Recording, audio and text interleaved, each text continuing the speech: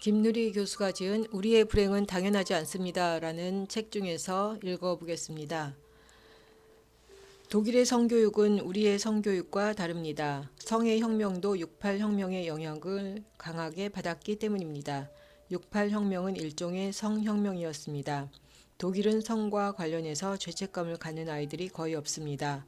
독일에서는 초등학교 3학년 때부터 성교육을 체계적으로 실시합니다. 흥미로운 것은 성교육의 첫 번째 원칙입니다. 성과 관련해서 절대 윤리적 평가를 해서는 안 된다는 것이 대원칙입니다. 성을 윤리적으로 비판함으로써 아이들이 죄의식을 갖게 해서는 안 된다는 것입니다. 그들은 성은 윤리와 아무 상관이 없는 영역이라 봅니다. 성이라는 것은 생명과 관계되고 인권과 관련된 중요하고 예민한 영역이므로 성과 관련해서 충분한 책임의식을 갖도록 가르쳐야 하지만 그렇다고 성을 악마화해서 아이들의 내면에 죄의식이 생기게 해서는 안 된다는 것입니다.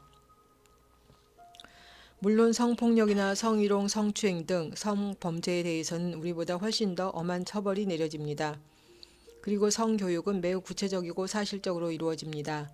성을 신비화하거나 은폐하는 것은 교육적으로 올바르지 못하다고 보기 때문입니다.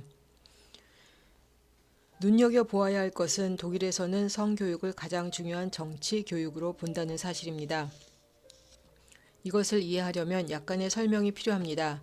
독일의 교육개혁에 지대한 영향을 미친 테오도르 아도르노는 민주주의의 최대의 적은 약한 자아라고 했습니다.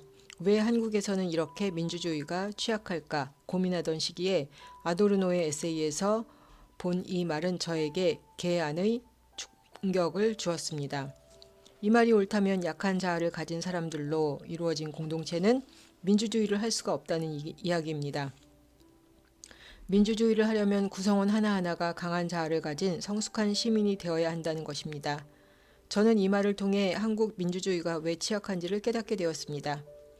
한국인들은 과연 얼마나 강한 자아를 가지고 있을까? 우리의 교육은 자아를 강하게 하기보다는 오히려 약하게 만드는 교육이었습니다. 늘 학생을 야단치고 벌주고 결국 깊은 열등감을 갖게 하는 방식이었습니다. 성적으로 학생들을 줄 세우고 심지어 학생들의 인격은 아랑곳 없이 전교생의 석차를 게시판에 붙여놓은 학교도 있었습니다. 다른 학생과 다르게 행동하거나 창의적인 생각을 드러내면 비판을 받거나 조롱을 당하는 경우도 허다했습니다. 요즘은 좀 나아졌겠지만 제가 학교 다닐 때는 그랬습니다. 이것은 명백한 인권 침해입니다. 초, 중 등 교육기관에서부터 아이들의 인권을 훼손하고 유린하는 것입니다. 한국의 아이들은 이런 학교에 다니면서 모멸감과 자괴감, 열등감을 일상적으로 느끼고 내면화하지 않을 수 없었습니다. 과연 이런 학교에서 강한 자아를 가진 아이들이 자라날 수 있을까요? 한국인들의 자아가 약한 것은 자아를 유린하고 파괴하는 교육 때문입니다. 한국 민주주의가 성숙한 민주주의로 한 단계 나아가려면 학교에서 강한 자아를 가진 아이들을 키워내야 합니다. 그렇다면 강한 자아는 어떻게 기를 수 있을까? 여기서 민주주의의 문제는 자아의 문제로 환원됩니다. 즉, 정치학의 문제에서 심리학의 문제로 넘어가는 것입니다. 그리고 그것은 결국 성교육의 문제로 귀결됩니다. 성 본능을 다루는 방식이 자아 형성에 결정적 영향을 주기 때문입니다. 이 말은 무슨 의미일까요? 프로이드에 따르면 자아, 에고는 슈퍼에고와 리비도, 성적 충동 혹은 이드 사이에 있는 존재입니다. 다시 말하면 사회적 규범과 도덕을 의미하는 슈퍼에고와 본능과 충동의 세계인 리비도 사이에서 흔들리고 동요하는 불안한 존재가 바로 에고입니다. 자아, 즉 에고가 형성되는 시기는 곧 리비도, 성적 충동이 발현되는 시기입니다. 바로 이때 인간은 처음으로 리비도와 슈퍼에고 사이에서 분열된 에고를 체험합니다. 리비도, 성적 충동은 자연적인 현상이므로 인간이 일정한 나이가 되면 이런 생물학적 충동을 느끼는 건 당연한 일입니다. 그런데 이때부터가 문제입니다. 성에 대해 억압적인 사회일수록 슈퍼에고가 성적 충동을 윤리적으로 공격하고 이른바 악마화합니다. 성적 본능을 사회적으로 억압하고 윤리적으로 나쁜 것으로 치부하는 것입니다. 이러한 성적 본능을 나쁜 것이라고 공격한다고 리비도가 사라집니까? 아닙니다. 슈퍼에고가 리비도를 공격하면 할수록 리비도가 사라지는 것이 아니라 에고가 점점 더 강한 죄의식을 내면화하게 됩니다. 여기서 죄의식이란 개념이 대단히 중요합니다. 그것은 정치적 의미를 갖기 때문입니다. 내 안에 버젓이 살아있는 것을 악이라고 공격하면 인간의 자아는 죄의식을 내면화할 수밖에 없기 때문에 바로 이 지점에서 일종의 성정치학이 탄생하는 것입니다. 깊은 죄의식을 내면화한 인간일수록 약한 자아를 갖게 되고 약한 자아를 가진 인간일수록 권력에 굴종적인 인간이 되기 때문입니다. 즉, 죄의식이라는 성적, 심리적 문제가 권위주의라는 정치적 문제로 귀결되는 것입니다. 이를 요약하면 인간의 성을 억압하면 할수록 그 개인은 권력에 굴종적인 인간이 된다고 할 수 있습니다. 이것을 권위주의적 성격 이론이라고 합니다. 권위주의적 성격 이론에 따르면 성교육은 가장 중요한 민주주의의 교육이 되는 것입니다. 민주주의는 강한 자아를 가진 개인을 전제로 하는데 그런 개인은 권위주의적 성격을 극복한 개인이어야 하고 그런 개인은 바로 올바른 자아교육, 즉 성교육을 통해 길러지기 때문입니다. 우리나라에도 유명한 헤르만 헤세의 소설 데미안을 읽어보면 바로 이런 맥락을 금방 이해할 수 있습니다.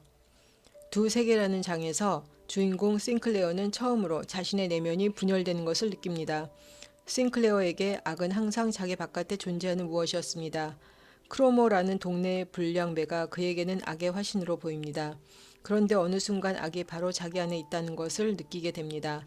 사춘기가 시작되면서 리비도, 성적 충동을 자각하기 시작한 것입니다.